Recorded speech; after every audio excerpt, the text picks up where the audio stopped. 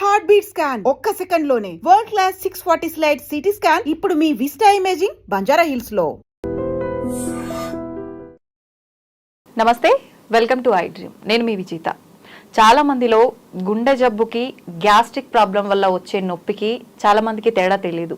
మనకు పెయిన్ వచ్చిందనగానే ఇది గుండె నొప్పికి సిమ్టమ్ ఏమో రాబోతుందేమో అని చెప్పి రకరకాలుగా డౌట్స్ పడుతుంటారు, టెన్షన్ పడుతుంటారు. నిజంగా అసలు హార్ట్ అటాక్ వల్ల వచ్చే పెయిన్ ఎలా ఉంటుంది? చాలా మందిలో సహజంగా హార్ట్ అటాక్ అనేది సడన్ గానే వస్తుంది. పెయిన్ సిమ్టమ్స్ మనం అయితే ఐడెంటిఫై చేయలేము. ఇవన్నీ ఏ రకంగా ఉంటాయో ఇప్పుడు సార్తో మాట్లాడి తెలుసుకుందాం. ప్రస్తుతం నాతో పాటు ఉన్నారు కన్సల్టెంట్ కార్డియాలజిస్ట్ లక్కిరెడ్డి కిరణ్ కుమార్ రెడ్డి గారు. ఇప్పుడు సార్తో మాట్లాడిద్దాం. నమస్తే సార్. నమస్తే అండి. సార్, చాలా మంది కూడా గ్యాస్ట్రిక్ నొప్పితో బాధపడుతుంటారు. అది గ్యాస్ట్రిక్ నొప్పా, లేదంటే ఈ మధ్య కాలంలో చాలా మంది సడన్ గా హార్ట్ అటాక్ వచ్చి చనిపోయే వాళ్ళని చూస్తున్నాము. అలా జరిగింది, నాకు కూడా అలానే జరుగుతుందా, ఇది గుండె నొప్పి ఏమో, ఇలాంటి డౌట్స్ చాలా మందిలో ఉన్నాయి.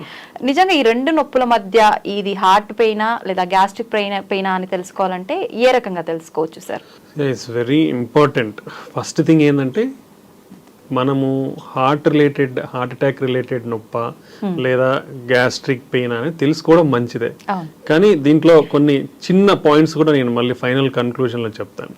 ఫస్ట్ ఏంటంటే హార్ట్ అటాక్ రిలేటెడ్ పెయిన్ అనేది మనకి పర్టికులర్లీ లెఫ్ట్ సైడ్, అంటే మన గుండె ఎక్కడ లెఫ్ట్ సైడ్ లో ఉంటుంది. సో లెఫ్ట్ సైడ్ లో బరువుగా ఉండడం ఇంపార్టెంట్. అంటే ఇప్పుడు ఫర్ సపోజ్ ఒక నలుగురు కలిసి మీ జస్ట్ టైట్ హ్యాండ్స్ పెట్టి స్క్వీజ్ చేస్తారు, పిసికేస్తారు అంటారు చూడండి మనిషిని, అలా పిసికేసినట్లు అంత బరువు ఉండడం, లేదా ఒక 100 kg బరువు ఛాతి మీద పెట్టినట్లు ఉండడం, అంటే హెవీనెస్ అంటాం. సో ఆ హెవీనెస్ అనేది చాలా ఇంపార్టెంట్. యూజువల్ గా ఎవరైనా సివియర్ పెయిన్ ఉన్న వాళ్ళు ఇలా చూపిస్తారు, చాలా బరువు ఉందన్నట్లు గుండె మీద. This is called typical classical sign అంటాం. లెవైన్ సైన్ అని కూడా మనకి స్పెసిఫిక్ నేమ్ కూడా ఇచ్చారు. ఓకే, సో అది ఇంపార్టెంట్ థింగ్. దాంతో పాటు ఏమవుతుందంటే ఎయిర్ హంగర్. మనకి అంత డిస్కంఫర్ట్ ఉన్నప్పుడు ఏమవుతుందంటే మనకి ఊపిరి పీల్చుకోవడం చాలా ఇబ్బంది అనిపిస్తుంది. అది సెకండ్ పాయింట్. దాంతో పాటు మనకి విపరీతంగా చెమటలు పట్టే అవకాశం ఉంటుంది.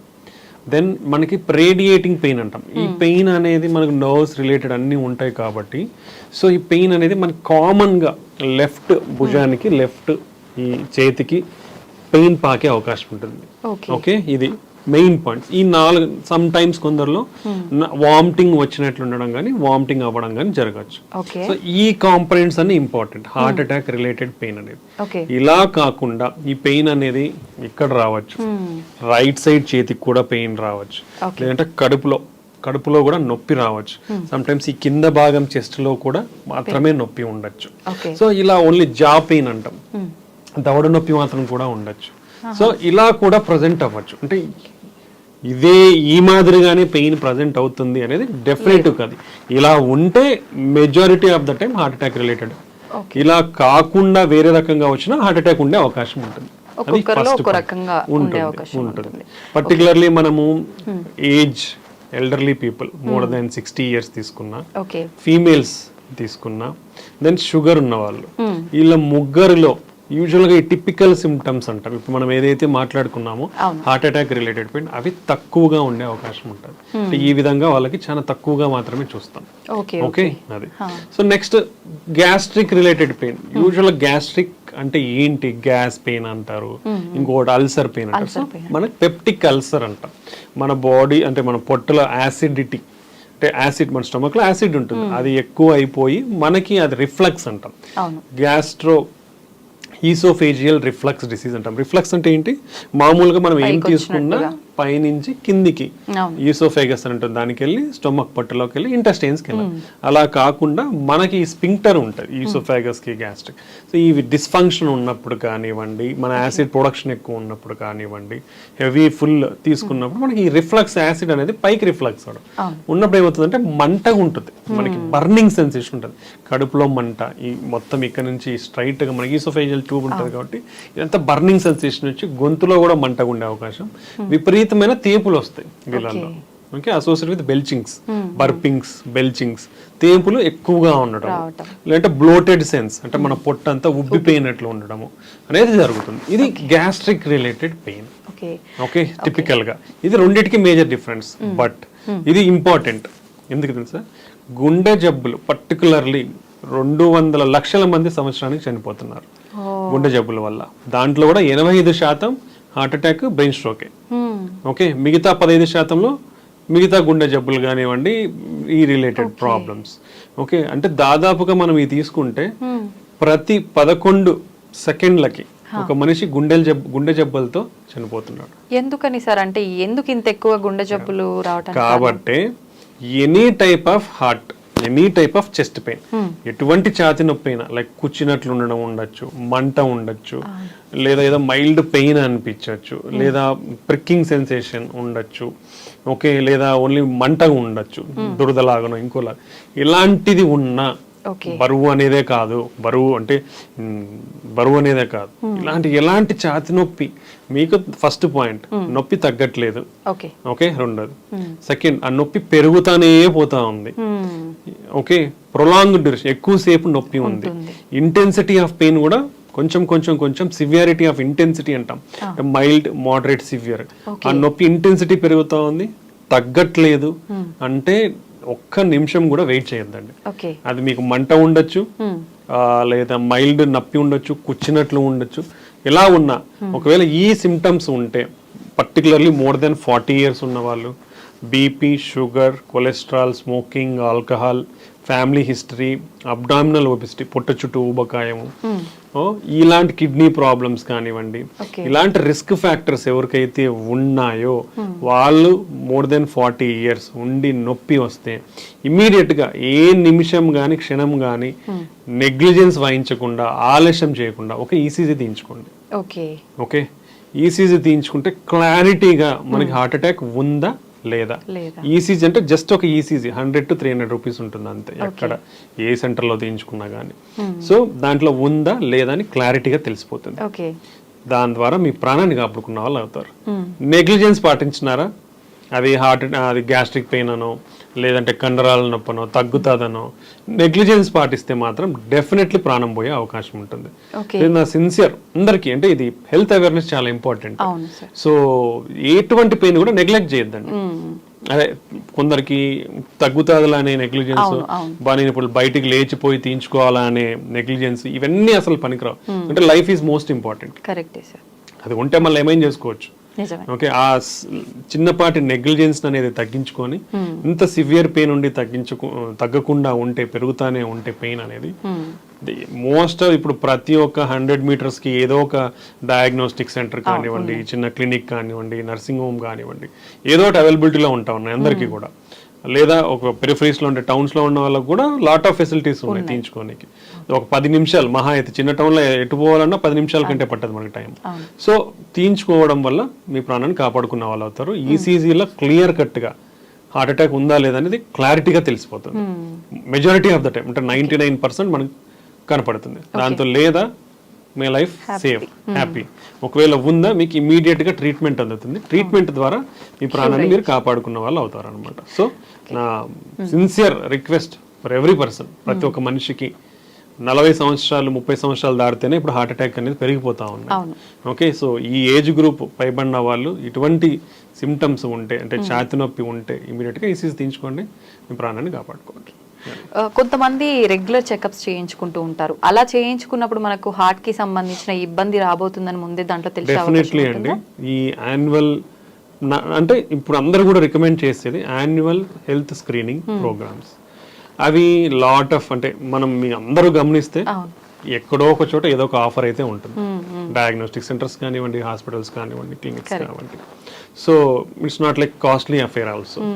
సో దీని వల్ల అడ్వాంటేజెస్ ఏంటంటే, మేము కూడా చాలా చూస్తూ ఉంటాం కదా, బీపీలు, షుగర్లు చాలా బయటపడతాయి, లేదా pre diabetes, pre hyper tension stages బయటపడతాయి, కొలెస్ట్రాల్ అబ్నార్మాలిటీస్. మన భారతదేశంలో 80% మందికి ఏదో ఒక కొలెస్ట్రాల్ అబ్నార్మాలిటీ ఉంది. ఇదంతా డేటా, ఊరికి చెప్పేది కాదు, డేటా అనే చెప్తాం. 80% మందికి ఏదో ఒక కొలెస్ట్రాల్ ప్రాబ్లం ఉంది.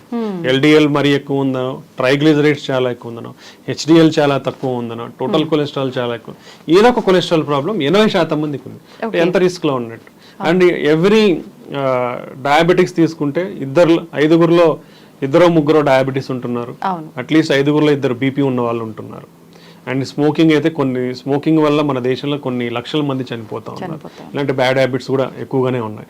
సో ఇన్ని ప్రాబ్లమ్స్ ఉన్నప్పుడు ఈ యాన్యువల్ హెల్త్ స్క్రీనింగ్ ప్రోగ్రామ్స్ లో డెఫినెట్లీ కామన్ టెస్ట్లు ఏం చేయించుకోవాలి? ఒకటి మన కొలెస్ట్రాల్ లెవెల్స్ ఏంటి, fasting lipid profile, then sugar, fasting post prandial అంటే తినక ముందు తిన్న తర్వాత, దెన్ HbA1c షుగర్ మన లెవెల్స్ ఎలా ఉన్నాయి లాస్ట్ 3 months అనేది HbA1c లెవెల్.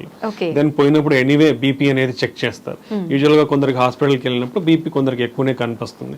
వాళ్ళని మళ్ళీ ఎక్కువ ఉన్న వాళ్ళలో ఒక 2 times మినిమం కూర్చోబెట్టి ఒక 15-20 minutes మళ్ళీ చూడాల్సిన అవసరం ఉంది. అంటే కన్ఫర్మ్ చేసుకోండి. ఓకే, బీపీ చూస్తారు, షుగర్ చూస్తారు, దెన్ లిపిడ్ ప్రొఫైల్, ఇవి కంపల్సరీ. నెక్స్ట్ వచ్చేసి కిడ్నీ ఫంక్షన్ టెస్ట్, అవి కూడా కంపల్సరీ. సో ఈ 4 బ్లడ్ టెస్ట్ ప్లస్ హీమోగ్లోబిన్ ఎంత ఉంది, చిన్న బేసిక్ టెస్ట్లు ఇవి. ఈ బ్లడ్ టెస్ట్లు బేసిక్ టెస్ట్లు చేయించుకొని నెక్స్ట్ ఈసీజీ, 2D ఎకో, ఇవి బేసిక్ కార్డియాక్. ఒకవేళ ఎవరన్నా నడవగలిగితే మోకాలు నొప్పులు కానీ ఇలా లేని వాళ్ళు ట్రెడ్మిల్ టెస్ట్. యాన్యువల్ గా ఇవి చేయించుకుంటే ఇక్కడ ఎన్ని జబ్బులు బయటపడతాయి? బీపీ ఉందా లేదా తెలుస్తుంది, షుగర్ ఉందా లేదా తెలుస్తుంది, కొలెస్ట్రాల్ ప్రాబ్లం ఉందా లేదా తెలుస్తుంది, కిడ్నీ ప్రాబ్లం ఉందా లేదా తెలుస్తుంది. అసలు ఎటువంటి హార్ట్ ప్రాబ్లం అయినా ఈసీజీ స్కాన్ ట్రెడ్మిల్ లో తెలిసిపోతాయి. అంటే majority of the problems basic టెస్ట్లు చేయించుకోవడం వలన బయటపడిపోతాయి. ఈ బయటపడినప్పుడు మనం జాగ్రత్తలు తీసుకుంటే అవి అడ్వాన్స్ స్టేజ్ కి పోకుండా మనం ముందు నుంచే జాగ్రత్తలు, లైఫ్ స్టైల్ విధానాల్లో మార్పులు చేసుకోవడం వల్ల కానీ, లేదా మరీ ఎక్కువ లెవెల్స్ లో మనకున్న ప్రాబ్లమ్స్ ఉంటే దాన్ని మందుల ద్వారా కానీ మనం కంట్రోల్ చేసుకునే అవకాశం ఉంటుంది.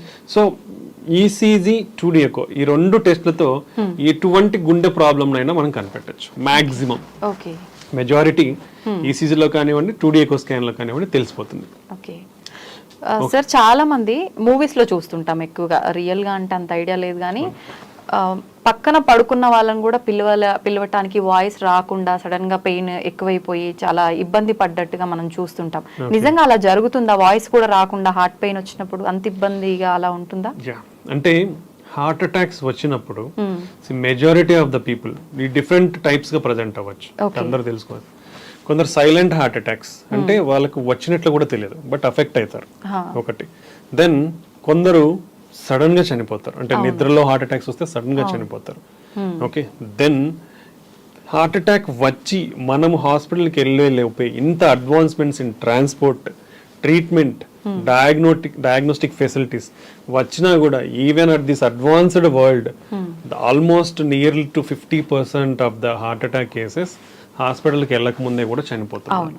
ఓకే, బికాస్ ఆఫ్ నెగ్లిజెన్స్ కానివ్వండి, డిలే ఇన్ డయాగ్నోసిస్ కానివ్వండి, ర్యాపిడ్ మనకి అడ్వాన్సెస్ వచ్చేసాయి డయాగ్నోస్ చేయడంలో కానివ్వండి, ట్రాన్స్పోర్టేషన్లో కానివ్వండి. But even now majority of the heart attacks ఇంకా హాస్పిటల్కి రాకముందే ప్రాణాలు కోల్పోతున్నారంటే మనం దాని ఆవశ్యకతను గుర్తుంచుకోవాలి, ఎంత సిగ్నిఫికెంట్ అనేది.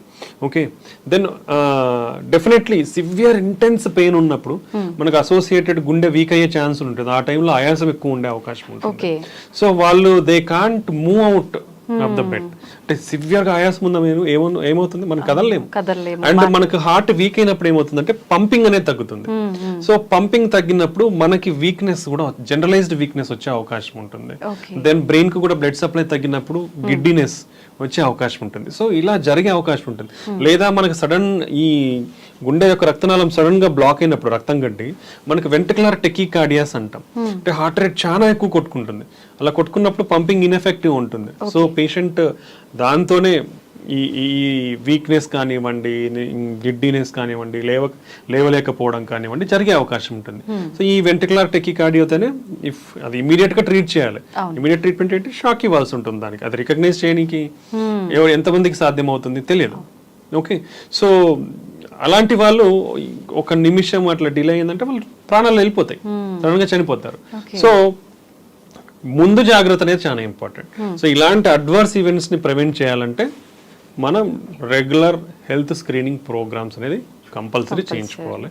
I recommend from 30 years of age, because based on the data 30 years నుంచి మనకి పెరిగిపోతున్నాయి కాబట్టి జాగ్రత్తగా 30 years నుంచే మనం స్క్రీనింగ్ చేసుకుంటే మంచిది.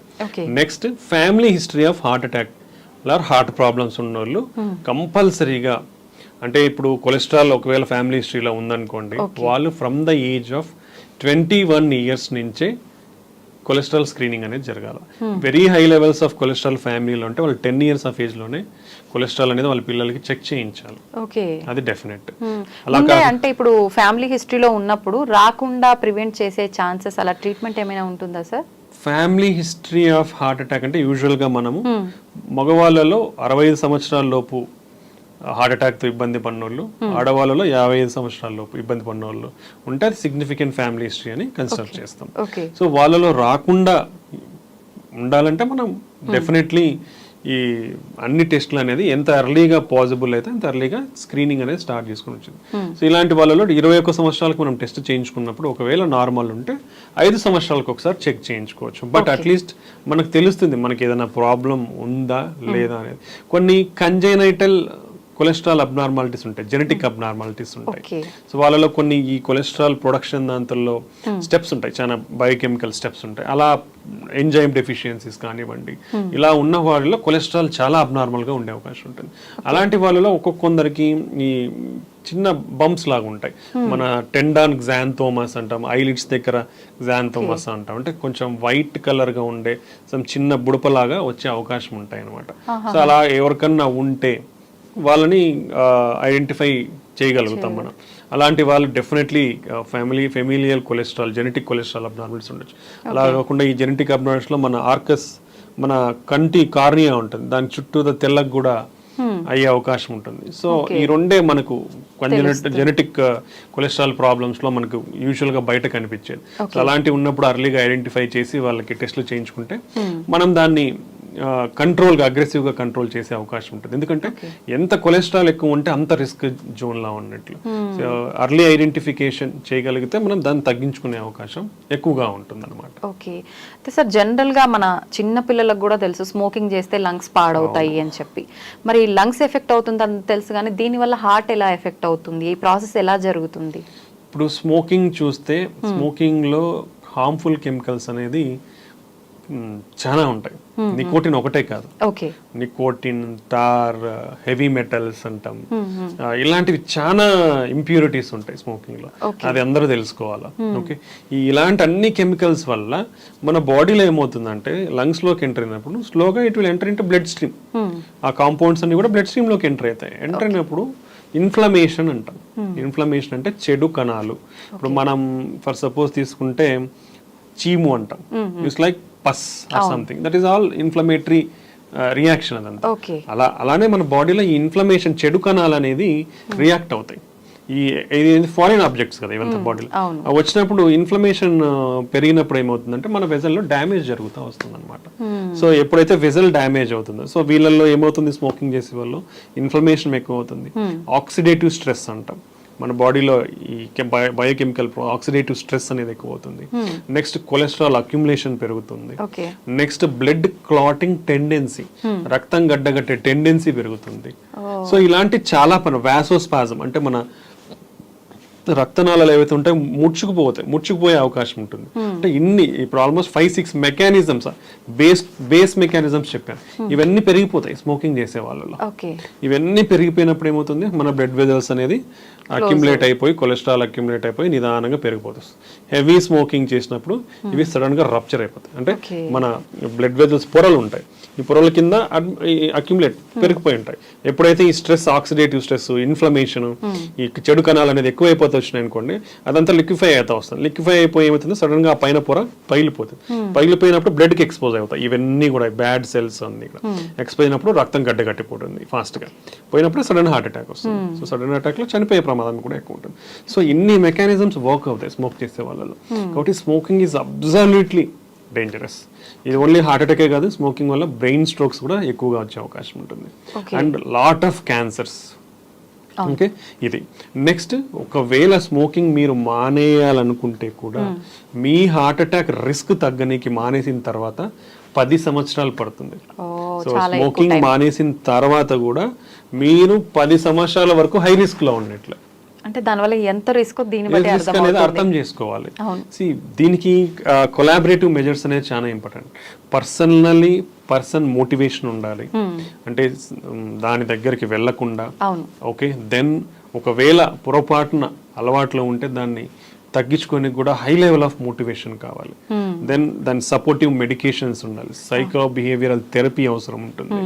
Then governments also should bring lot of policies that's not in our matter of range, అది వాళ్ళు చూసుకోవాల్సిన అవసరం కూడా ఉంటుంది. లాట్ ఆఫ్ తెస్తున్నారు అంటే they are displaying ads to avoid smoking అనేది. సో ఇంకో ఇంపార్టెంట్ కాంపనెంట్ ఏంటంటే మనం తాగితేనే మనకు రిస్క్ ఉంది, మనము ఖాళీగా మనం తాగము, మన పక్కన వాళ్ళు కాలుస్తున్నారు, మనం సేఫ్ అనేది wrong. This is called second hand smoke అంటాం. సెకండ్ హ్యాండ్ స్మోక్ అంటే పక్కన వాళ్ళు తాగినా మనం పీల్చుకుంటున్నాం. సెకండ్ హ్యాండ్ స్మోక్ వల్ల కూడా దగ్గర సంవత్సరానికి 5 లక్షల మంది చనిపోతున్నారు. ఓకే, సో మీరు ఉన్నప్పుడు మీ చుట్టుపక్కల ఎవరన్నా స్మోక్ చేస్తూ ఉంటే కూడా డోంట్ ఎంకరేజ్, బికాస్ మీ ఆరోగ్యం రిస్క్ లో ఉంటుంది. ఓకే, దట్ ఈస్ సేమ్ ఈ సెకండ్ హ్యాండ్ స్మోక్ వల్ల కూడా. ఇప్పుడు ఫర్ సపోజ్ ఫ్యామిలీలో పేరెంట్స్ సిగరెట్ కాలుస్తున్నారు, పిల్లలు ఉంటారు, మీ పిల్లల గ్రోత్ కూడా అఫెక్ట్ అవుతుంది. గుర్తుపెట్టుకోండి, బోన్ గ్రోత్ కానివ్వండి, రెగ్యులర్ ఈ గ్రోత్ కానివ్వండి, వాళ్ళలో ఈ సేమ్ థింగ్ రిలేటివ్ అన్నీ కూడా అఫెక్ట్ అయ్యే ఛాన్స్ ఉంటుంది. కాబట్టి పెద్దవాళ్ళు తాగేటప్పుడు కూడా మీ ఇంట్లో వాళ్ళ ఆరోగ్యాన్ని కూడా మీరు ఆలోచించండి. ఆలోచించి మీరు మానేస్తే అందరికీ మంచిది. ఎందుకంటే దానివల్ల 0 బెనిఫిట్, 200% హార్మ్ఫుల్. నిజంగా స్మోక్ చేసే వాళ్ళు ఎంతో దూరాన్ని ఉన్నా కూడా మనకు అది వస్తూనే ఉంటుంది, ఆ ఫీలింగ్ తెలుస్తుంది ఎక్కడో స్మోక్ చేస్తున్నారని. నిజంగా ఎంత డిస్టెన్స్ లో మనం ఉంటే అది ఎఫెక్ట్ అయ్యే అవకాశం ఉంటుందంటారు? యూజువల్గా I think if I smoke here, closed spaces లో ఎంత దూరం ఉన్నా it will be like same. Open అందుకే పబ్లిక్ ప్లేసెస్ లో అండ్ క్రౌడెడ్ ప్లేసెస్ లో even governments band smoking in crowded and public places.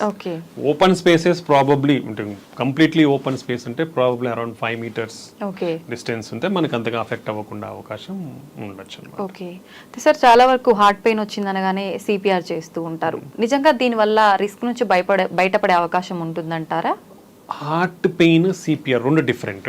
Okay, so ఇప్పుడు హార్ట్ పెయిన్ వచ్చేది heart attack వల్ల. హార్ట్ అటాక్ అంటే it is common language. Heart attack మనం scientific term is myocardial infarction అంటాం, MI అంటాం.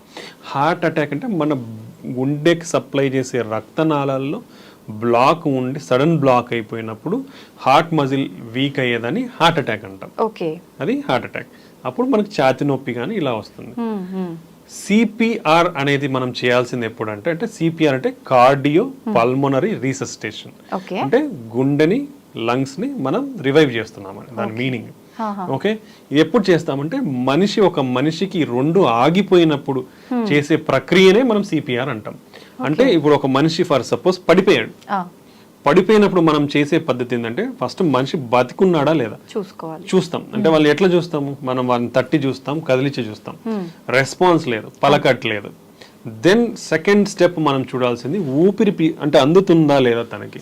అది మనము ముక్కు దగ్గర వేలు పెట్టినా చెస్ట్ రైజ్ అవుతుందా, చెస్ట్ ఆర్ అబ్డామెన్ పైకి కిందకి తెలుస్తుంది.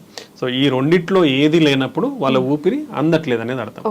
నెక్స్ట్ మనం గుండె కొట్టుకుంటుందా లేదా అనేది ఎలా తెలుసుకుంటామంటే, మనం neck this trachea wind pipe పక్కన మజిల్ ఉందా, మజిల్ మనం స్ట్రైట్ చేస్తే ఇక్కడ మజిల్ తెలుస్తుంది. ఈ రెండింటి మధ్య గుంత ఉందా, ఈ గుంతలో మనం ఫింగర్స్ పెట్టి చూస్తే మన పల్స్ మనకు తెలుస్తుంది. ఓకే, అంటే హార్ట్ బీట్ లాగా. యా, పల్స్ అంటాం. ఓకే, అంటే బ్లడ్ వెజల్ పల్సేషన్స్ కొట్టుకుంటుంటది, బ్లడ్ పంప్ అయినప్పుడు అది పల్స్ తెలుసా. సో ప్రతి ఒక్కరు కూడా ఐడెంటిఫై చేయొచ్చు, ఇది ఈజీ. ఓకే, సో ఇది ప్రతి ఒక్కరు కూడా తెలుసుకోవచ్చు. ఈ పల్స్ ఉందా లేదా అని చూస్తాం. ఎందుకంటే యూజువల్ గా మనం నాడి అనేది జనరల్ గా ఇక్కడ చెక్ చేస్తాం, బట్ మనకి ఎప్పుడైనా హార్ట్ ప్రాబ్లం ఉన్నప్పుడు ఈ నాడి మనకి యూజువల్ గా తెలియదు. ఇది గుండెకి దగ్గరలో ఉంటుంది కాబట్టి ఇక్కడ తెలిసే అవకాశం ఉంటుంది. సో ఈ పల్స్ కూడా లేకుంటే గుండె కూడా కొట్టుకోవట్లేదని అర్థం.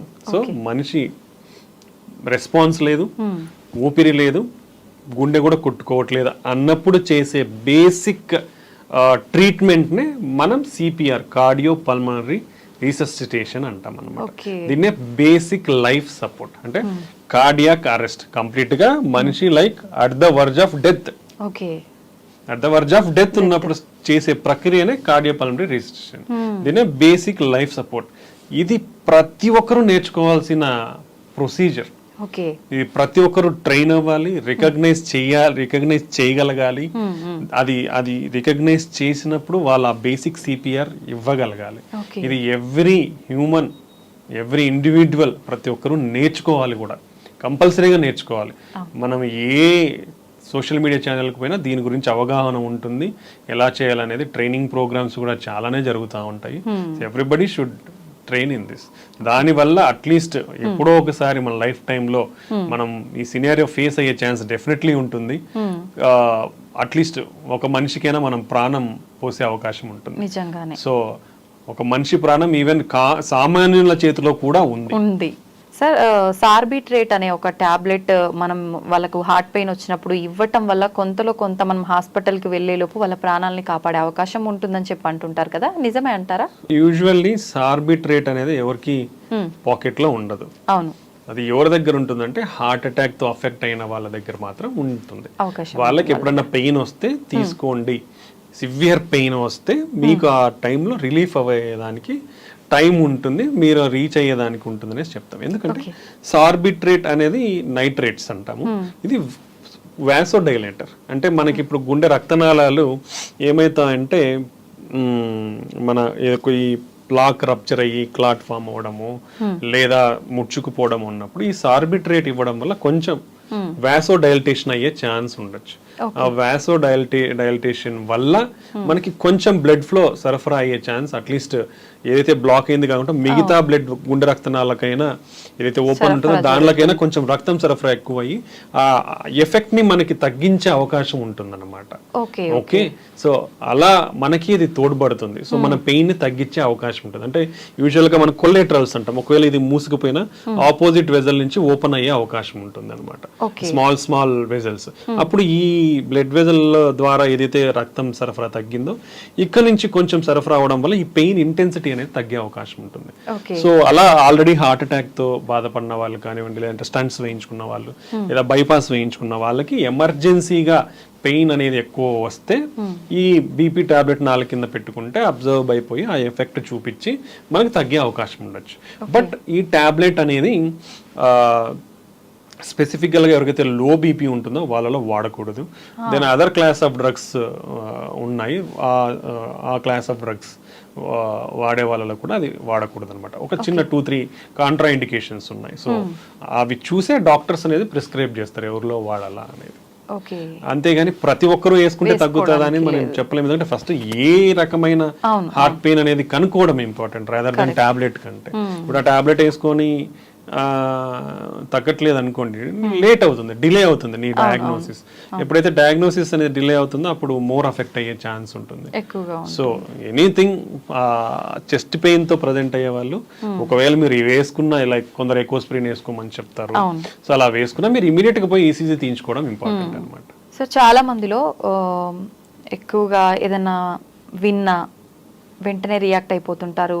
అమ్మో నాకు గుండెలో నొప్పి వస్తుంది అది విన్న దగ్గర నుంచి అని చెప్పి చెమటలు పడుతుంటాయి, సడన్గా పెయిన్ అని కూర్చుండిపోతుంటారు. ఇలా చాలాసార్లు జరుగుతూ ఉంటుంది కొంతమందిలో. ఇది హార్ట్ అటాక్ రావడానికి సిమ్టమ్స్ అని అనుకోవచ్చు అంటారా? ఇంట్లో 2 కాంపోనెంట్స్ ఉన్నాయి. So anxiety, some people are like easily prone to anxiety. So anxiety ఉన్నప్పుడు ఏమవుతుందంటే మన బాడీలో సింపథెటిక్ సిస్టమ్ అనేది యాక్టివేట్ అవుతుంది.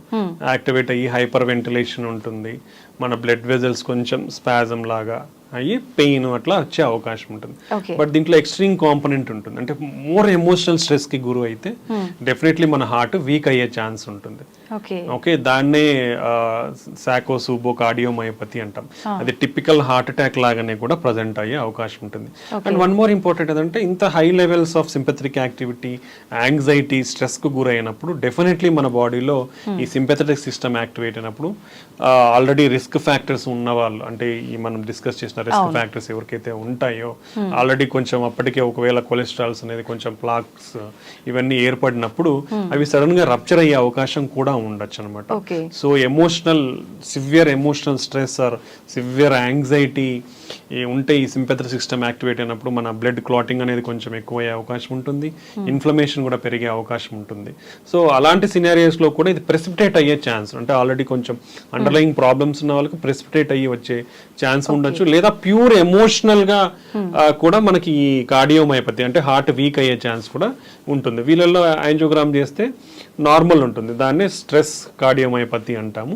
అది నిదానంగా కొంచెం వాళ్ళ ఎమోషనల్ స్ట్రెస్ తగ్గిపోయి దెన్ మనం మెడికల్ థెరపీతో ట్రీట్ చేస్తే రికవర్ అయ్యే అవకాశం ఉంటుంది. బట్ డెఫినెట్లీ రిస్క్ ఫ్యాక్టర్స్ ఉన్న వాళ్ళలో హార్ట్ అటాక్స్ అందుకు వచ్చే అవకాశం అయితే ఉంటుంది.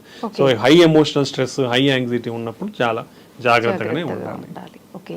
ఎక్కువగా జిమ్ చేసే వాళ్ళలో, వర్కౌట్స్ చేసే వాళ్ళలోనే హార్ట్ అటాక్స్ వస్తున్నాయి. ఎక్కువ అంటే తక్కువ ఏజ్ లో ఉన్న వాళ్ళు ఇవి ఎక్కువ చేయడం వల్లనే హార్ట్ అటాక్ వస్తుంది, మిగతా అంతా వాళ్ళు చాలా హెల్దీగా ఉన్నారని చెప్పి వింటున్నాం ఈ మధ్య. నిజంగా దాని వల్ల అవకాశం ఉంటుందంటారా? ఎక్సెసివ్ జిమ్ వల్ల వస్తాయి అనే దానికంటే ఒక లిమిట్, మన బాడీ అనేది ఏజ్ని బట్టి ఒక target heart rate or maximum heart rate ఎంత అచీవ్ చెయ్యాలనేది మనకు టార్గెట్ లిమిట్ ఉంటుంది అనమాట ఏజ్ని బట్టి. సో అంతకు మించి నువ్వు ఓవర్ ఎగ్జర్షన్ చేసి మన హార్ట్ రేట్ అనేది, ఇప్పుడు హార్ట్ రేట్ 180-200కి పెరిగిపోతే ప్రాబ్లం ఏంటంటే ఇప్పుడు మన హార్ట్ పంపింగ్ అనేది ఇలా కొట్టుకొని ముడుచుకుంటూ తెచ్చుకుంటూ ఉంటుంది ప్రాపర్ గా. హార్ట్ రేట్ ఎక్కువైనప్పుడు నిమిషానికి 200 కొట్టుకున్నప్పుడు ఏమవుతుంది, ఇది ప్రాపర్ గా ముడుచుకోదు, ఇలా జస్ట్ ఇలా ఫ్లిక్కరింగ్ లాగా ఉంటుంది, పంపింగ్ అనేది తగ్గిపోతుంది. తగ్గిపోయినప్పుడు ఏమవుతుంది, బ్లడ్ ఫ్లో అనేది తగ్గిపోతుంది. అంటే మన గుండెకి రక్తం సప్లై చేసే బ్లడ్ ఫ్లో తగ్గిపోతుంది, మన బాడీకి రక్తం సప్లై చేసే బ్లడ్ ఫ్లో తగ్గుతుంది, బ్రెయిన్ కి సప్లై చేసే బ్లడ్ ఫ్లో కూడా తగ్గుతుంది. తగ్గినప్పుడు డిమాండ్ ఎక్కువ ఉంది, హార్ట్ రేట్ ఎక్కువ కొట్టుకుంటా ఉన్నప్పుడు డిమాండ్ ఎక్కువ ఉంది, బట్ మనకు రిసీవింగ్ మన గుండెకి ఎంతైతే బ్లడ్ ఫ్లో రావాలో సప్లై అనేది తగ్గిపోతుంది. సో అలా తగ్గిపోయినప్పుడు హార్ట్ అటాక్ వచ్చే ఛాన్స్ ఉంటుంది. సెకండ్ థింగ్, ఆల్రెడీ వీళ్ళకి ఏదన్నా చిన్న చిన్న ప్లాక్స్, కొలెస్ట్రాల్ అక్యుములేషన్ ఉందనుకోండి, అవి రప్చర్ అయ్యే ఛాన్స్ ఉండొచ్చు. లేదా ఒక్కొక్కసారి స్కాడ్ అంటాం, కోసుకుపోయి రక్తనాళాలు ఉంటాయి కదా, స్పాంటేనియస్ కొరనరీ ఆర్టరీ డిసెక్షన్ అంటాం, అలా ఈ కోసుకుపోయే అవకాశం ఉంటుంది, క్రాక్స్ వచ్చే అవకాశం, క్రాక్స్ వచ్చినప్పుడు బ్లడ్ ఫ్లో తగ్గిపోయే అవకాశం ఉంటుంది అనమాట. ఇలా జరిగే అవకాశం కూడా ఉండొచ్చు. నెక్స్ట్ వీళ్ళల్లో హార్ట్ రేట్ అంత విపరీతంగా ఎక్కువ ఉన్నప్పుడు అరిథ్మియాస్ అంటాం, అంటే వెంట్రికులర్ అరిథ్మియాస్, అంటే మనకు నార్మల్గా ఒక సిస్టమ్, ఎలక్ట్రికల్ సిస్టమ్ ఆ సైకిల్లో కొట్టుకోవాలి, అలా కాకుండా వేరే చోటు నుంచి సడన్ గా యాక్టివేట్ అయ్యే ఛాన్స్ ఉండొచ్చు. అలాంటప్పుడు బ్లడ్ ఫ్లో తగ్గిపోయి సడన్ గా డెత్ అయ్యే ఛాన్స్ ఉండొచ్చు. Next electrolyte abnormalities, excessive sweating చేయడం వల్ల, ఎక్సెసివ్ ఎక్సర్సైజ్ చేయడం వల్ల ఎక్సెసివ్ స్వెట్ వచ్చి మన బాడీలో ఉండే ఎలక్ట్రోలైట్స్, పొటాషియం, సోడియం ఈ క్యాలిక్యులేషన్స్ అటు ఇటు అవ్వచ్చు, తగ్గడము పెరగడం. పెరిగినప్పుడు ఈ same thing very high heart rates కి పోయే అవకాశం ఉండి చనిపోయే అవకాశం ఉండొచ్చు. సో ఇలాంటివి చాలా ప్రాబ్లమ్స్ ఉన్నాయి, సో ఎఫెక్ట్ అయ్యే ఛాన్స్ ఉండొచ్చు. సో ఇంత ఇంటెన్సివ్ వర్కౌట్స్ చెయ్యాలి అంటే proper guided training and pre evaluation అనేది చాలా ఇంపార్టెంట్. ఆ గైడెన్స్ తో విత్ అవైలబిలిటీ ఆఫ్ ఎవ్రీథింగ్, అంటే ఎక్విప్మెంట్, మనకి ఏఈడిస్ అంటాం, ఆటోమేటిక్ ఎక్స్టర్నల్ డిఫిబ్రిలేటర్, ఇలాంటివి మనకు ఎక్స్టెన్సివ్ వర్కౌట్ చేసే చోట ఉంటే, ఒకవేళ మనకి ఎవరైనా అట్లా కొలాప్స్ అయినప్పుడు ఆ ఏఈడిని మనం అటాచ్ చేస్తే it will detect any abnormality and give shocks also. So ఇలాంటివి కంపల్సరీగా పెట్టుకుంటే మంచిది. సో ఇలాంటి కారణాల వల్ల జరిగే అవకాశం ఉండొచ్చు ఎక్సెసివ్ ఎక్సర్సైజ్ చేసే వల్ల. డెఫినెట్లీ గైడెడ్ ప్రోగ్రామ్స్ చేయాలి, ప్లస్ ప్రీ ఎవాల్యుయేషన్ చెక్ చేయించుకోవాలి. కొందరిలో కంజెనిటల్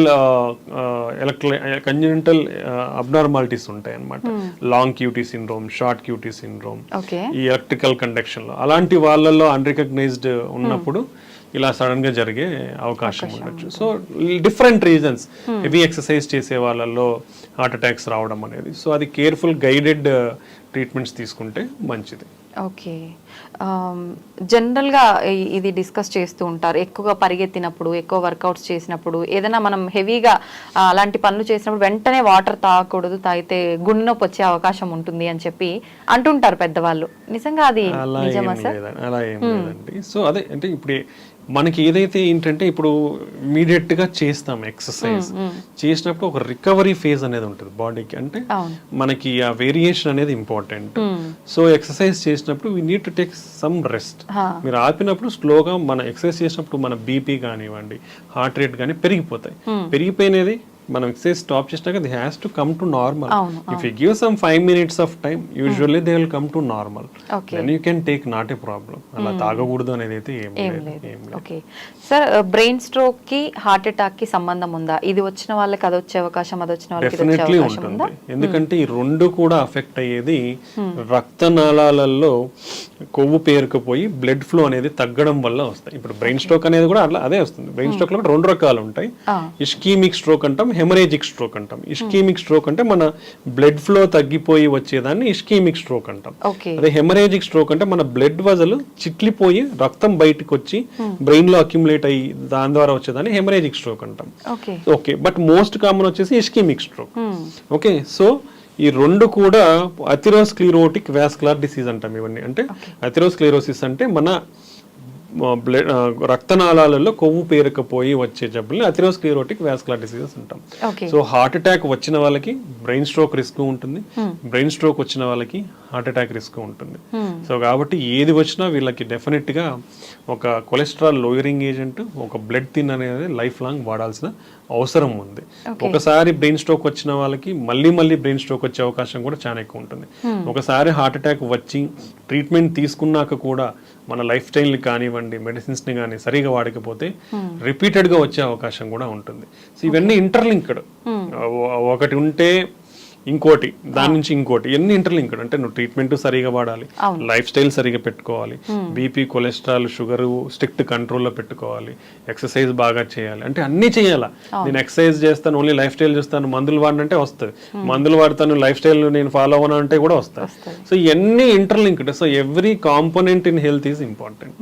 మనం చేసే ప్రతి ఒక్కటి ఇంపార్టెంట్. మందులు వాడాలి, రెగ్యులర్ గా టెస్ట్లు చేసుకొని చూసుకోవాలి, హెల్తీ ఫుడ్ హ్యాబిట్స్ చూసుకోవాలి, దాని రెగ్యులర్ గా ఎక్సర్సైజ్ చేయాలి, బ్యాడ్ హ్యాబిట్స్ కి దూరంగా ఉండాలి. ఇవన్నీ ఉంటే మన ఛాన్సెస్ ఒకసారి ఎఫెక్ట్ అయిన తర్వాత మళ్ళీ రాకుండా ఉంటుంది. అంటే మేము చాలా మందిని చూస్తూ ఉంటాం, షుగర్స్, కొలెస్ట్రాల్ బాగా స్ట్రిక్ట్ కంట్రోల్లో పెట్టుకుంటారు. వాళ్ళందరికీ కూడా 20 years నుంచి షుగర్ ఉంటుంది, బట్ వాళ్ళ ఏమి ఎఫెక్ట్ అయి ఉండరు. అంటే స్ట్రిక్ట్ కంట్రోల్ మనకున్న, ఒకవేళ ప్రాబ్లం వచ్చినా కూడా దాని ఈ విధానాల ద్వారా అన్ని కంట్రోల్లో పెట్టుకుంటే మనం ఎఫెక్ట్ కాకుండా ఉంటాం అన్నమాట. ఓకే సార్, ఎక్కువగా హార్ట్ అనగానే హార్ట్ అటాక్ ఇది ఒక్కటే అందరికి తెలుసు. ఇంకా ఏమైనా హార్ట్ కు సంబంధించి జబ్బులు ఉన్నాయి, హార్ట్ రిలేటెడ్ చాలా జబ్బులు ఉన్నాయి. అంటే మన హార్ట్ లో చాలా కాంపోనెంట్స్ ఉన్నాయి. హార్ట్ అంటే గుండె రక్తనాళాలు ఒకటే కాదు, మెయిన్ వచ్చేసి మజిల్. అంటే గుండె అంటే మజిల్. ఆ మజిల్స్ 4 గదులుగా డివైడ్ అయినాయి. రైట్ సైడ్, లెఫ్ట్ సైడ్, పైన కింద. పైన ఉన్న దాన్ని ఏట్రియం అంటాం, కింద ఉన్న దాన్ని వెంట్రికల్ అంటాం. ఈ 2 గదుల మధ్యలో డోర్స్ లాగా వాల్స్ ఉంటాయి. దెన్ కింద గదుల నుంచి మన బాడీకి సప్లై అవ్వాలి బ్లడ్ అనేది. లెఫ్ట్ సైడ్ కింద గది నుంచి అయోటా అనే మేజర్ వెజల్ వచ్చి మన బాడీకి బ్లడ్ సప్లై చేస్తారు. ఆ రెండింటి మధ్యన కూడా ఒక వాల్వ్ ఉంటుంది. నెక్స్ట్ రైట్ సైడ్ కింద గది నుంచి మన ఊపిరితిత్తులకు లంగ్స్ సప్లై ఉంటుంది. సో అక్కడి నుంచి ఆ పైప్ కి వాల్వ్ ఉంటుంది. సో టోటల్ గా 4 వాల్వ్స్ ఉంటాయి, 4 గదులు ఉంటాయి. ఇది సో ఈ వాల్వ్ ప్రాబ్లమ్స్ ఏంటంటే, ఈ వాల్వ్ సరిగా మూసుకుపోయినా ప్రాబ్లమే, ఎక్కువగా మూసుకుపోయినా, అంటే సరిగా మూసుకుపోయినప్పుడు ఏమవుతుందంటే లీక్ అవుతుంది బ్లడ్ అనేది, ముందరికి పోయి వెనక్కి వస్తుంది. అలానే సరిగా ఓపెన్ కాకుండా మూసుకొని పోయి ఉంటే ఫార్వర్డ్ ముందరికి బ్లడ్ అనేది సరిగా పోదు. సో ఈ 4 వాల్వ్స్ లో వచ్చే అవకాశం ఉండొచ్చు. కొన్ని కంజెనిటల్ గా పుట్టుకతో ఉన్న కూడా వస్తాయి, కొన్ని ఏజ్ రిలేటెడ్ వస్తాయి, కొన్ని ఇన్ఫెక్షన్స్ ద్వారా వస్తాయి. సో పలు కారణాలు ఉంటాయి ఇవి రానికి. దెన్ మజిల్ అనేది కూడా ఏంటంటే రీజనల్ థిక్గా ఉండాలి. అది మనము కొందరిలో ఫెయిల్యూర్ అవుతుంది. ఫెయిల్యూర్ అయినప్పుడు ఏమవుతుందంటే సన్నబడిపోతుంది. సన్నబడిపోయినప్పుడు వచ్చేదాన్ని డైలేటెడ్ కార్డియోమైపతి అంటాము. లేదా కొందరిలో జెనెటిక్ అబ్నార్మాలిటీ ఉండి, లేదా బీపీ ఉన్న వాళ్ళు, కిడ్నీ ప్రాబ్లమ్స్ ఉన్న వాళ్ళలో మందం ఎక్కువగా ఉండే అవకాశం. మందంగా ఎక్కువ ఉన్నప్పుడు ఏమవుతుందంటే రిలాక్సేషన్, అంటే మన గుండె ఎలా అయితే ముడుచుకుంటుందో అలా ప్యూర్ గా మళ్ళీ రిలాక్స్ అవ్వాలి, తెరుచుకోవాలి. అలా మజిల్ తిక్కుగా ఉన్నప్పుడు ఏమవుతుందంటే బాగా ముడుచుకుంటుంది కానీ సరిగా రిలాక్స్ కాదు. రిలాక్స్ అవునప్పుడు మనం రిసీవింగ్ బ్లడ్ అనేది తగ్గిపోతుంది. తగ్గిపోయినప్పుడు ఫార్వర్డ్ పంపింగ్ కూడా తగ్గిపోతుంది. సో దీన్నే హైపర్ట్రోఫిక్ కార్డియోమైపతి అంటాం. లేదా రెస్ట్రిక్ట్, అంటే ఒక్కొక్కసారి మన కండరంలో some deposits, extra fibrous deposits, amyloidosis, ఇట్లా ఎక్కువ డిపాజిట్స్ అయ్యే ఏదన్నా అబ్నార్మల్ మెటీరియల్ అనేది డిపాజిట్ అయినప్పుడు దాన్ని రెస్ట్రిక్టివ్ కార్డియోమైపతి, అప్పుడు కూడా అది రిలాక్స్ సరిగా కాదు కాబట్టి దాన్ని రెస్ట్రిక్టివ్ కార్డియోమైపతి అంటాం. సో ఇలా డిఫరెంట్ మజిల్ డిసార్డర్స్ అనేది కూడా ఉన్నాయి. దెన్ మన గుండెలో ఎలక్ట్రికల్ కండక్షన్ సిస్టమ్ ఉంటుంది. మన రైట్ సైడ్ ఏట్రియం దగ్గర మెయిన్ స్విచ్ ఉంటుంది, దాన్ని ఎస్ఏ నోడ్ అంటాం. దెన్ ఈ 4 గదుల జంక్షన్ ఉంటుంది, అక్కడ ఏవి నోడ్ అంటాం, అంటే మోడరేటర్, అంటే పైన ఎలక్ట్రికల్ యాక్టివిటీ ఇక్కడికి వస్తుంది, అప్పుడు ఈ 2 పైన కొట్టుకుంటాయి, ఇక్కడ సమ్ మైల్డ్ డిలే ఉంటుంది, ఈ డిలే అయ్యి మళ్ళీ కిందికి వెళ్ళిపోతుంది, అంటే ఇవి పుష్ చేసినప్పుడు ఇవి ఓపెన్ అవుతాయి, ఇక్కడ కింద బ్లడ్ రిసీవ్ అవుతుంది, మళ్ళీ ఇది పంప్ చేసినప్పుడు ఈ పైట్ రిలాక్స్ అయితే మన బాడీకి బ్లడ్ సప్లై అవుతుంది, కొంచెం డిలే ఉంటుంది అనమాట. ఆ నుంచి మళ్ళీ కింద గదులకు ఎలక్ట్రికల్ ఇంపల్సెస్ కరెంట్ అనేది ఫ్లో అయ్యి ముడుచుకుంటాయి అనమాట. సో ఈ ఎలక్ట్రికల్ కండక్షన్ సిస్టమ్ లో ప్రాబ్లమ్స్ ఉంటే మన హార్ట్ రేట్ పెరగచ్చు, తగ్గచ్చు. సో దీంట్లో కూడా రకరకాల టెకీకార్డియాస్ అంటాం అన్నమాట. సో ఇలాంటి దానిలో కూడా చాలా జబ్బులు ఉన్నాయి. నెక్స్ట్ మన గుండె చుట్టూరు ఒక పొర ఉంటుంది, ఆ పొర అంటే గుండె పైన ఒక పొర ఉంటుంది, దాని మధ్యలో చిన్న స్పేస్ మైల్డ్ ఫ్లూయిడ్ ఉంటుంది, పెరికార్డియల్ ఫ్లూయిడ్, లూబ్రికేషన్, మన గుండె మూవ్ అవుతుంటుంది కాబట్టి. ఓకే, ఆ స్పేస్ లో ఫ్లూయిడ్ అనేది ఎక్కువ అక్యుములేట్ అయితే పెరికార్డియల్ ఎఫ్యూషన్, అది సడన్ గా అక్యుములేట్ అవడం వల్ల ట్యాంపనేట్ అంటాం, కార్డియాక్ ట్యాంపనేట్, ఇలా సడన్ గా బీపీ పడిపోయే అవకాశాలు ఉంటాయి. లేదా ఈ ఏదైతే పొర కాల్షియం అంతా పేరుకుపోయి మందంగా అంటే స్టిఫ్ గా తయారవుతుంది, స్టిఫ్ గా తయారైనప్పుడు ఏమవుతుంది, మామూలుగా మన గుండె కొంచెం ఫ్లెక్సిబుల్ కదా, సో ఆ ఫ్లెక్సిబిలిటీ తగ్గిపోతుంది, తగ్గిపోయినప్పుడు సేమ్ మన బ్లడ్ రిసీవింగ్ తగ్గిపోయి పంపింగ్ కూడా తగ్గిపోతుంది. సో ఇలా మన గుండెలో చాలా రకాల next congenital heart problems, heart holes ఉంటాయి, కొన్ని కరెక్ట్ పొజిషన్ లో ఉండవు, పుట్టుకతో ఇటుపక్క ఉండాల్సింది ఇటుపక్క, ఇక్కడ కనెక్షన్ ఉండాల్సింది ఇటు కనెక్షన్, సో ఇవన్నీ చాలా ఉంటాయి, కాంప్లెక్స్ కంజెనిటల్ హార్ట్ డిసీజెస్ అంటాం. నెక్స్ట్ మన పల్మరీ ఆర్టరీస్ ఏవైతే రైట్ సైడ్ కింద గది నుంచి ఊపిరితిత్తులకి బ్లడ్ వెజల్ సప్లై చేస్తున్నాయో దాంతో బ్లడ్ క్లాట్స్ పెరిగిపోవడం కానీ, దాంట్లో ప్రెషర్స్ పెరిగిపోవడం కానీ ఇలా వచ్చే అవకాశం ఉంటుంది. సో ఆ ప్రాబ్లమ్స్ పల్మరీ హైపర్ టెన్షన్ అంటాం. సో అవి ఒక సబ్సెట్ ఆఫ్ డిసీజెస్. నెక్స్ట్ మన కింద గది నుంచి లెఫ్ట్ సైడ్ గది నుంచి మన బాడీకి సప్లై చేసే మేజర్ బ్లడ్ వెజల్ పైప్, ఆ పైప్ లో కూడా డైలేట్ అయ్యే ఛాన్స్, అన్యూరిజమ్స్ అంటాం, లేదా కోసుకుపోయే ఛాన్స్ ఉంటుంది, అయోటిక్ డిసెక్షన్స్ అంటాం. సో ఇలా మల్టిపుల్ ప్రాబ్లమ్స్ అనేది ఉండే అవకాశం ఉంది. సో దీన్ని అందరికీ కార్డియాక్ అని కాదు, కార్డియో వాస్కులర్ డిసీజెస్ అంటాం మనం గుండె జబ్బులని. సో మన లెగ్స్ లో కానివ్వండి, హ్యాండ్స్ లో రక్తనాళాలు ఉంటాయి, అవి కూడా బ్లాక్ అయ్యే ఛాన్స్ ఉంటాయి. సో ఇలాంటి హ్యూజ్ గుండె జబ్బులు అనేది చాలా రకాలు ఉన్నాయి. బట్ అన్నిట్లో కూడా 85% వచ్చేసి హార్ట్ అటాక్స్, బ్రెయిన్ స్ట్రోక్స్, దాని వల్లనే ఎక్కువ చనిపోతున్నారు. నెక్స్ట్ హార్ట్ ఫెయిల్యూర్, హార్ట్ గుండె వీక్ అవ్వడం అనమాట. సో ఇవి కామన్ కాబట్టి దాని మీద కాన్సన్ట్రేట్ చేసి పీపుల్ అనేది ఎడ్యుకేట్ అవ్వాలి, ఎడ్యుకేట్ అవి దాన్ని ఎలా నివారించాలనేది మనం తెలుసుకోవాలన్నమాట. అయితే ఇప్పుడు ఎటువంటి సందర్భాల్లో సర్జరీ అవసరం పడుతుంది, ఎటువంటి సందర్భాల్లో ట్రీట్మెంట్తో సరిపోతుంది అంటారు సార్? అంటే ఒక్కొక్క డిసీజ్ కి ఒక్కొక్క ట్రీట్మెంట్ ఉంటుంది. సో బట్ మనకి ప్రతి జబ్బుకి కూడా కొన్ని గైడ్ లైన్స్ అనేది ఉంటాయి, అంటే ఈ విధంగా ఉంటే ఈ విధంగా చేయాలి, అంటే మనకి గైడ్ లైన్స్ అనేది ఒక్కొక్క జబ్బుకు ఉంటాయి. బట్ మనం ప్రాక్టికల్ గా చూస్తే ఒక మనిషిలో ఒక జబ్బే ఉండదు, 2-3 ఉంటాయి. సో నువ్వు ఆ 2-3ని డీల్ చేసేటప్పుడు ఇట్స్ కాల్డ్ ఇండివిడ్యువలైజ్డ్ పర్సనలైజ్డ్ ట్రీట్మెంట్. అంటే ఈ గైడ్ లైన్స్ ని ఫ్రేమ్ గా పెట్టుకొని బేసిక్ ఫ్రేమ్ గా ఏది కరెక్ట్ ట్రీట్మెంట్ అనేది మనం డిసైడ్ చేస్తాం అన్నమాట. అది important. That is called patient centric approach అంటాం. అంటే పేషెంట్ కి ఏం ప్రాబ్లం ఉంది, ఎటువంటి ప్రాబ్లమ్స్ ఉన్నాయి అవి చూసుకొని, అంటే గుండెది ఒకటే కాదు, వాళ్ళ కిడ్నీ ప్రాబ్లమ్స్ ఉంటాయి, లంగ్ ప్రాబ్లమ్స్ ఉంటాయి, లివర్ ప్రాబ్లమ్స్ ఉంటాయి. సో ఇట్లా ఒక జబ్బుకి ఒక ప్రాబ్లం అంటే treatment is very easy. But అలా మనకు ఉండదు. ప్రజెంటేషన్ పేషెంట్స్ వచ్చినప్పుడు మల్టిపుల్ ప్రాబ్లమ్స్ ఉంటాయి వాళ్ళలో. సో అలా అన్ని ప్రాబ్లమ్స్ ని చూసి వాళ్ళకి ఏది బెస్ట్ ట్రీట్మెంట్ స్ట్రాటజీ అనేది డిసైడ్ చేయాల్సిన అవసరం ఉంటుంది. ఇప్పుడు ఫర్ సపోజ్ హార్ట్ అటాక్ లో గుండె రక్తనాళాలు బ్లాక్స్ మూసుకుపోయినప్పుడు ఇచ్చే ట్రీట్మెంట్ మనకు తెలిసింది 2 స్టంట్స్ కానివ్వండి, open heart surgery, bypass. But ఇంతకు ముందు 20 సంవత్సరాలకు ముందు తీసుకుంటే మనకి పెద్దగా ట్రీట్మెంట్స్ లేవు. బట్ ఇప్పుడు ఎవ్రీథింగ్, ఈవెన్ వాల్వ్ మార్చాలన్నా, ఏదైతే మేజర్ వాల్స్ ఉన్నాయో అవి మార్చాలంటే కూడా ఓపెన్ హార్ట్ సర్జరీ అవసరం లేకుండా ట్రీట్మెంట్స్ అనేది వచ్చేసాయి. ఇప్పుడు వెరీ అడ్వాన్స్ నౌ. గుండె జబ్బులను ట్రీట్ చేసే విధానాలు ఎంత అడ్వాన్స్డ్ అంటే అంత అడ్వాన్స్ అయిపోయాయి. సో ఓపెన్ హార్ట్ అవసరం లేదు మెజారిటీ వార్డ్స్ కి. నువ్వు ఓపెన్ హార్ట్ లేకుండా చిన్న మన రక్తనాళాల ద్వారా ట్యూబ్స్ పంపించి ట్రీట్ చేసేయచ్చు మెజారిటీ.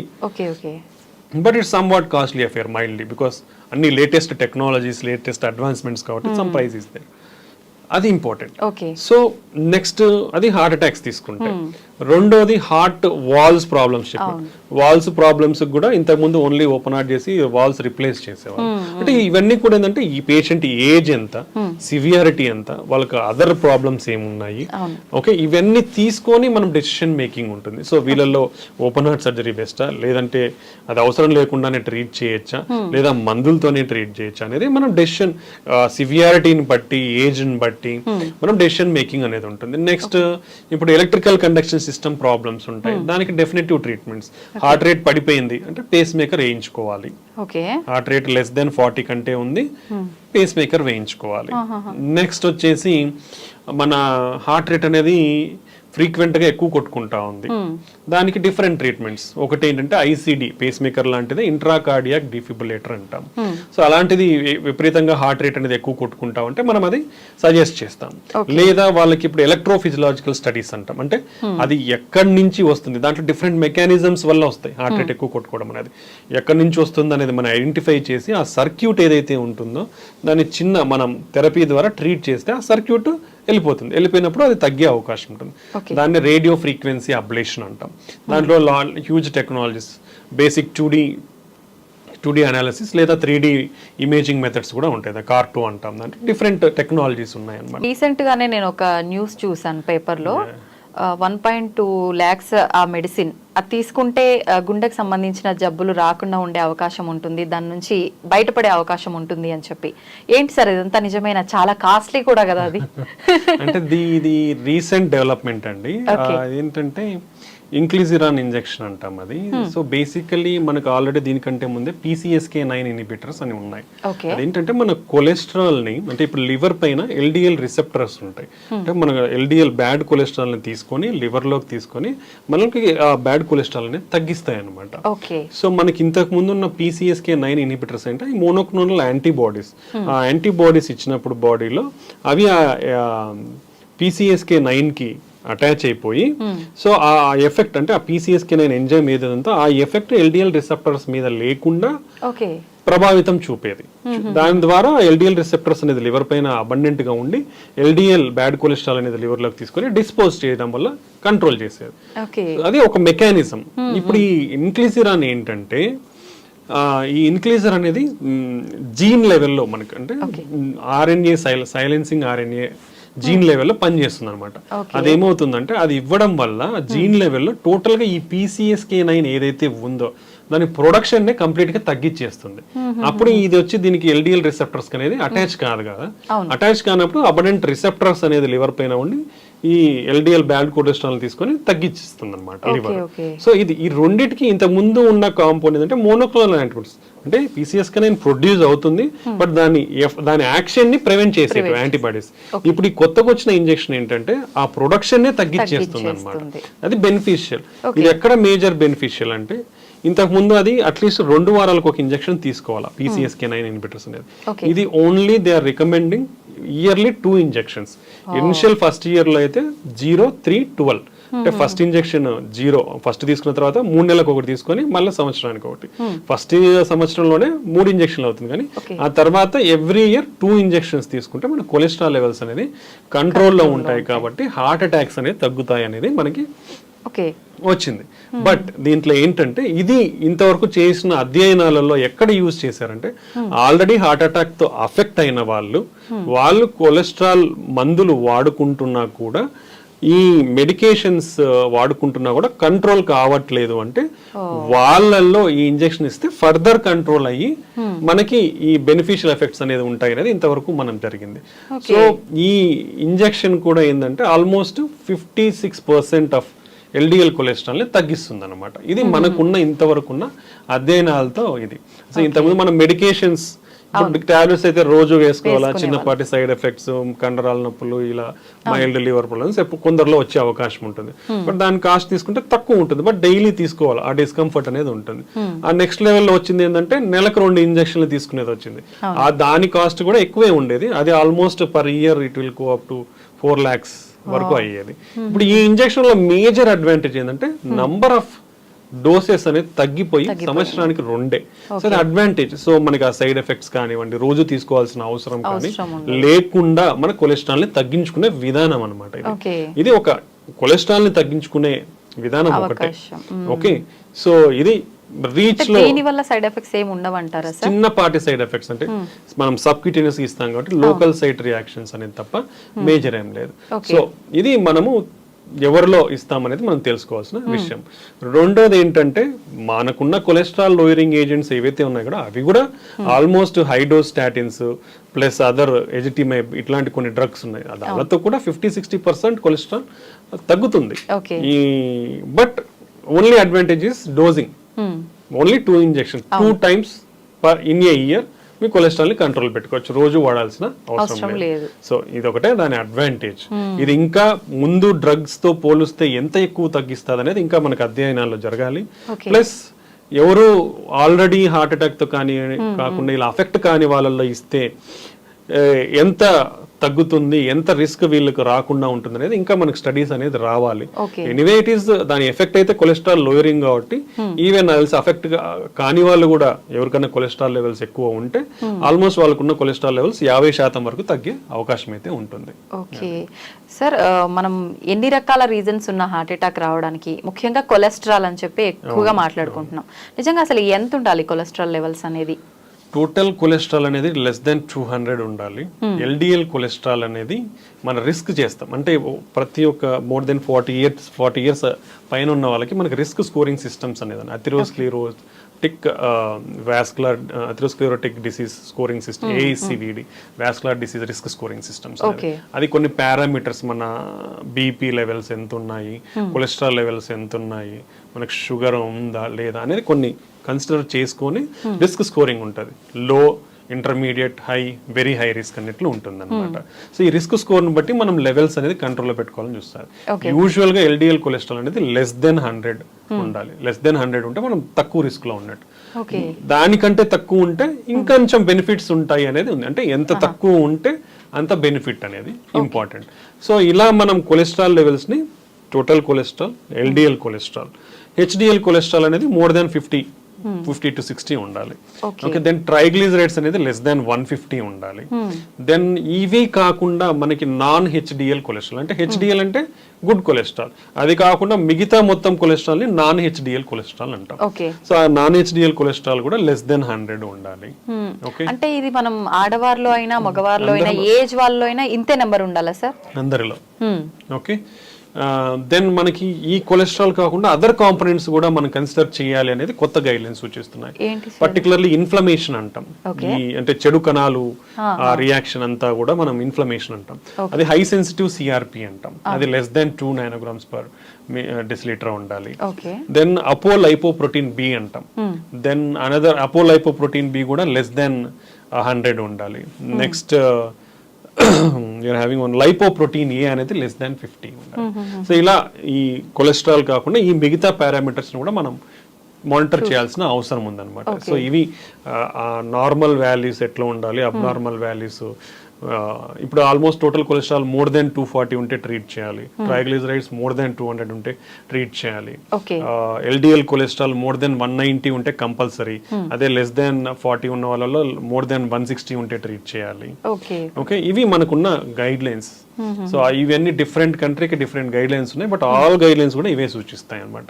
సో డెఫినెట్లీ అందరూ కూడా at the age of 21 years cholesterol screening అనేది స్టార్ట్ చేయాలి.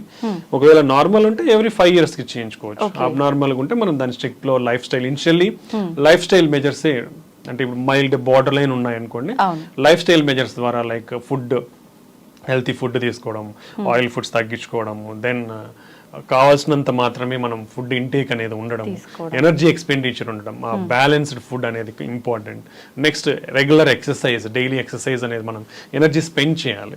సో ఇవన్నీ చేసినప్పుడు కూడా మనం కొలెస్ట్రాల్ లెవెల్స్ ని కంట్రోల్ చేసుకునే అవకాశం ఉంటుంది. ఇది ఈ లైఫ్ స్టైల్ మెజర్స్ తో కూడా కంట్రోల్ కానప్పుడు then we have to go for drug therapy. So ఈ విధంగా మనము స్ట్రాటజికల్ గా మనము మనకు చెక్ చేసుకొని లైఫ్ స్టైల్ ని మార్చుకోగలిగితే మెజారిటీ ఆఫ్ ద టైం తగ్గించుకునే అవకాశం ఉంటుంది. ఓకే సార్, చాలా మంది చెప్తుంటారు నెయ్యి తీసుకోవడం అనేది మంచిది, గుడ్ కొలెస్ట్రాల్ ఉంటుంది అని చెప్పి, కానీ ఎంత మోతాదులో తీసుకుంటే అది మంచిది అనేది కూడా లిమిట్ చూసుకోవాలంటుంటారు కదా, అలా చూసుకోవాలంటారా నెయ్యి విషయంలో కూడా? డెఫినెట్లీ అండి. యాక్చువల్లీ దీంట్లో కొన్ని ప్రొటెక్టివ్ కాంపౌండ్స్ ఉన్నాయి లిపిడ్స్ పరంగా చూసుకుంటే, కొన్ని మోనో సాచురేటెడ్ ఫ్యాటీ యాసిడ్స్ ఇవి కూడా ఎక్కువనే ఉన్నాయి. సో రెండు రకాలు ఉన్నాయి కాబట్టి సో మనకి రికమెండేషన్స్ ఉన్నాయి గీ వరకు సో 1 teaspoon పర్ డే అదైతే డైలీ రికమెండెడ్ తీసుకోవచ్చు. సో అంతకు మించి తీసుకుంటే some bad cholesterol definitely increase అయ్యే ఛాన్స్ డెఫినెట్లీ ఉంది. So that's why into lot of studies కూడా జరిగాయి ఎంత అమౌంట్ ఆఫ్ గీ తీసుకోవాలి. Particularly Indians are more familiar with intake of ghee. ఎక్కువగా నెయ్యి తీసుకునే అలవాటు అనేది మన సాంప్రదాయాల ఆచరణలో ఉంది కాబట్టి సో మన రిస్క్ ప్రొఫైల్కి ఎలా ఉంది అనేది కూడా స్టడీస్ జరిగాయి. దాంట్లో మనకు రికమెండేషన్స్ ఏంటంటే ఈ ఎవరైతే ఓన్లీ 1 teaspoon వరకు నెయ్యి ఒక రోజుకి తీసుకుంటే వాళ్ళకి హార్ట్ అటాక్స్ అనేది ఆర్ హార్ట్ ప్రాబ్లమ్స్ అనేది తక్కువగా ఉన్నాయి. అదే దానికంటే ఎక్కువగా తీసుకుంటే వాళ్ళల్లో హార్ట్ హెల్త్ ప్రాబ్లమ్స్ అనేది పెరిగే అవకాశం ఉంది. So 1 teaspoon per day is recommended. పాలు పెరుగు విషయానికి వస్తే చాలా మంది అది కూడా అంటుంటారు కొలెస్ట్రాల్ ఎక్కువగా తీసుకోవద్దు అని చెప్పి. తీసుకోవచ్చు అండి. మనకి even best diet Mediterranean diet అనే చెప్తాము హార్ట్ రిలేటెడ్ గా తీసుకుంటే. దాంట్లో కూడా మనకి it is recommended dairy products అనేది తీసుకోవచ్చు అనేది. Even per day at least 1 to 2 coffee కానివ్వండి తీసుకోవచ్చు, but not more then that. అలానే మనం తీసుకుంటే butter is not advisable. Okay, but cheese అనేది at least per week 2 to 3 times అనేది కూడా రికమెండెడ్ ఉంది దాంట్లో. బట్ క్వాంటిటీ అనేది మనం లిమిటెడ్ క్వాంటిటీ అనేది ఏదైనా మినిమం టు మోడరేట్ క్వాంటిటీ ఉన్నప్పుడు ఏం కాదు. ఎనీథింగ్ ఓవర్ క్వాంటిటీ తీసుకుంటే డెఫినెట్లీ సైడ్ ఎఫెక్ట్స్ అనేది ఉంటుంది. సో మన బేసిక్ పిరమిడ్ లో కూడా ఏంటంటే పైన టిప్ ఆఫ్ ద పిరమిడ్ లో ఉంటాయి ఇవన్నీ. కాబట్టి limited amount per week limited amount of dairy products అనేది definitely daily dairy products daily అనేది 1 to 2 times తీసుకోవచ్చు. That's advisable only, but not in more quantities. ఇప్పుడు కాఫీ అయితే 1 to 2 cups per day. Butter better to be avoided. Cheese, curd ఇవన్నీ కూడా తీసుకోవచ్చు. దానివల్ల అయితే హార్మ్ఫుల్ అయితే ఏం లేదు. Okay, thank you sir, thank you very much. నిజంగా హార్ట్ అనేసరికి చాలా రకాల డౌట్స్ ఎప్పటికప్పుడు మనం మాట్లాడుకున్నా కూడా ఇంకా కొత్త కొత్త డౌట్స్ వస్తూనే ఉన్నాయి. చాలా మంది కామెంట్లో కూడా పెడుతున్నారు. మరొక మంచి ఎపిసోడ్లో ఒక మంచి ఇంట్రెస్టింగ్ టాపిక్ ఏంటి అంటే హార్ట్ ట్రాన్స్ప్లాంటేషన్ గురించి మాట్లాడుకుందాం sir. Thank you sir, thank you very much.